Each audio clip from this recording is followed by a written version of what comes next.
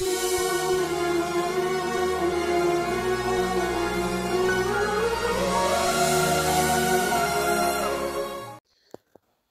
పరిశుద్ధ నామంలో మీ అందరికీ మా హృదయపూర్వక వందనాలు.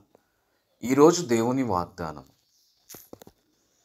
నీ ప్రవర్తన అంతటి యందు ఆయన అధికారమునకు ఒప్పుకొనుము, అప్పుడు ఆయన నీ త్రోవలను సరళం చేయును. సామెతల గ్రంథం 3వ అధ్యాయం 6వ వచనం. ప్రియమైన సహోదరి సహోదరులారా, యేసుక్రీస్తు ప్రభువారు ఈ లోకానికి వచ్చింది నశించిపోతున్న మనల్ని రక్షించడానికి వచ్చారు. ప్రతి ఒక్కరూ పాపానికి బానిసలై ఇంకా పాపం చేస్తూ పాపంలో కూరుకుపోయే స్థితిలో ఉన్న ప్రజల్ని రక్షించడానికి ఆయన ఈ లోకానికి శరీరధారిగా వచ్చాడు. పాత నిబంధన గ్రంథంలో మోషే ద్వారా దేవుడు 10 ఆజ్ఞలు ఇచ్చారు, ధర్మశాస్త్రాన్ని అనుగ్రహించారు. కానీ పాటించేవారు కొందరైతే పాటించిన వారు అనేక మంది ఉన్నారు. దేవుడు తన బిడ్డలైన ప్రవక్తల ద్వారా తన ప్రజల్ని ఎన్నోసార్లు హెచ్చరించారు.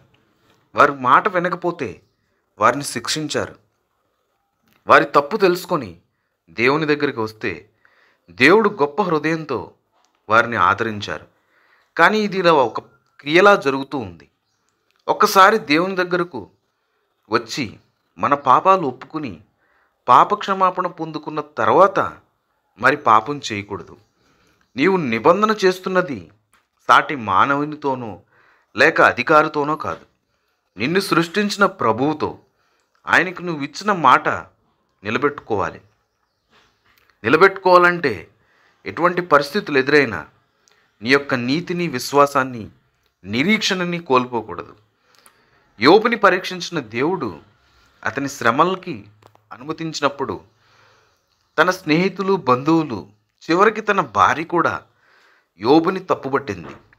నీవు దేవునికి విరోధంగా ఏదో ఒక పాపం చేసి ఉంటావు, అందుకే దేవుడు నీకు ఇటువంటి స్థితిని కలగజేశాడని సూటిపోటి మాటలతో యోబుని బాధపెట్టారు.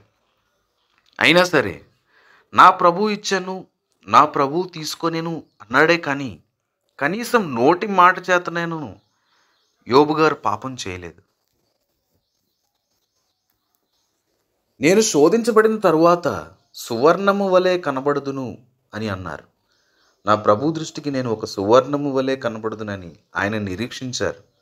ఆ మాటలో ఎంతో అర్థం ఉంది. బంగారం నిప్పుల్లో కాలిన తరువాత అది ప్రకాశవంతంగా మెరుస్తుంది.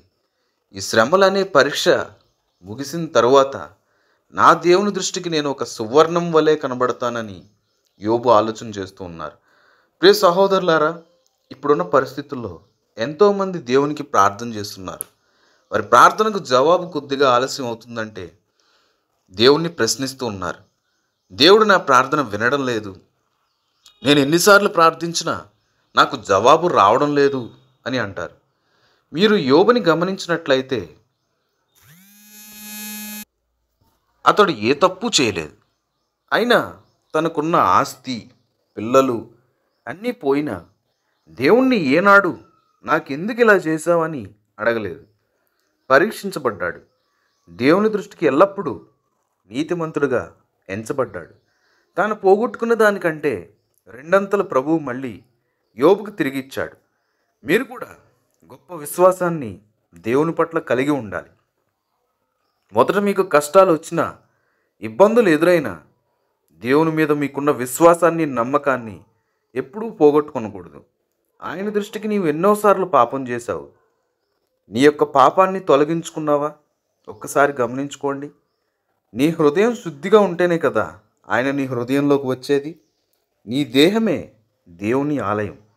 అటువంటి దేవుని ఆలయాన్ని నువ్వు పరిశుభ్రంగా ఉంచుతున్నావా? లేక నీకున్న చెడు అలవాట్లతో దాన్ని నింపి అపవిత్రపరుస్తున్నావా? ఒక్కసారి గమనించుకోండి. ప్రియ సహోదరులారా, ప్రార్థన చేసుకుందాం. అందరూ కూడా ప్రార్థనలో ఏకీభవించండి. మమ్మల్ని మిక్కిలిగా ప్రేమించిన మా ప్రియ పరలోకపు తండ్రి, మీ ఘనమైన నామానికి వేలాది వందనాలు, స్తుతులు, స్తోత్రములు చెల్లించుకుంటున్నాం తండ్రి. మీరు మాకు ఇచ్చిన గొప్ప వాక్యాన్ని బట్టి మీకు వందనాలనైనా. మీరు మా కోసం సిలువలో ప్రాణాన్ని పెట్టారు. మేము చెడిపోయి ప్రభా మా జీవితాలను పాడు చేసుకున్నటువంటి పరిస్థితుల్లో ఎన్నోసార్లు ప్రభా మీరు మీ యొక్క పవిత్రమైన వాక్యం ద్వారా మాతో మాట్లాడారు. తండ్రి, మేము పాపం చేసి పాపానికి వచ్చి జీతం మరణానికి పాత్రలు కాకుండా నీవే మా పాపాల కోసం మరణించారు నాయన. మీకు వందనాలు తండ్రి. మీరు మాకు ఇచ్చిన గొప్ప రక్షణ భాగ్యాన్ని బట్టి మీకు వందనాలు తండ్రి. మీ యొక్క రక్షణను పొందుకున్న మేము ఎన్నడూ కూడా పాపం వైపు తిరిగి చూడకుండా మేము పొందుకున్న రక్షణని అనేక మంది పొందుకునేలాగన మా ద్వారా మీ కృపని అనేకమైన బిడ్డలకి అందించమని వేడుకుంటున్నాం ప్రభా. మీ దీవెనలతో మమ్మల్ని నింపండి ప్రభా. ఎంతమంది అనారోగ్య సమస్యలు, ఆర్థిక సమస్యలు, శారీరక సమస్యలు, మానసిక సమస్యలతో బాధపడుతున్నారు. ఈ ప్రార్థనలో ఏకీభవిస్తున్న బిడ్డలు ఎటువంటి సమస్యలతో బాధపడినా ప్రతి ఒక్క సమస్యని మీరు ముట్టి స్వస్థపరచండి ప్రభా.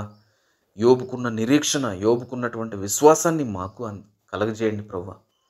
మాకు కూడా అనుగ్రహించండి ఆయన. తండ్రి, యోబుని ప్రేమించిన దేవుడు మమ్మల్ని కూడా ప్రేమిస్తారు నాయన. తండ్రి, మీ కృపలో మీ దయలో మమ్మల్ని వర్ధలు చేసుకోండి ప్రభా.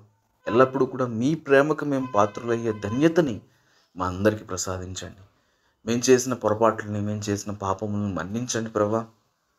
మా ప్రార్థనలో మాలో తప్పులుంటే క్షమించమని ప్రభా. విశ్వాసంలోనూ ఆత్మీయతలోనూ మేము అభివృద్ధి చెందులాగున మీ కృప మాకు దయచేయమని, మా ప్రార్థనకి ప్రతిఫలాన్ని అనుగ్రహించమని తండ్రి, కుమార, పరిశుద్ధాత్మ నామమున మిక్కిలి వినంగా ప్రార్థించి అడుగువాటి నెలను మనస్ఫూర్తిగా పొందుకుని ఉన్నామని నమ్మి విశ్వసిస్తున్నాను పరమ తండ్రి.